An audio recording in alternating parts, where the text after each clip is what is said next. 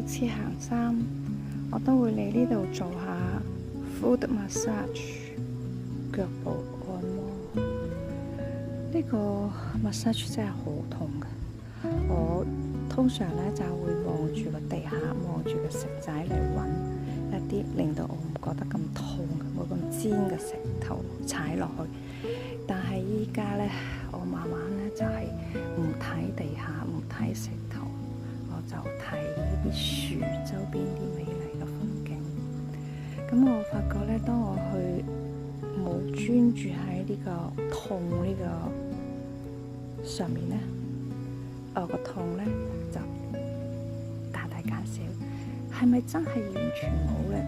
咁我覺得痛仲喺度㗎，但係只係我唔覺得佢咁痛咯。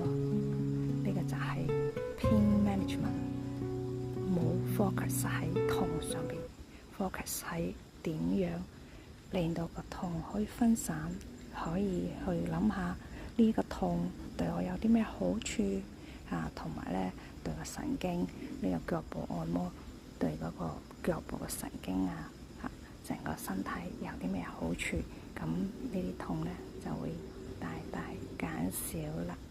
同埋咧，每次做完之後咧，雙腳咧就好似輕咗好多，真係好舒服。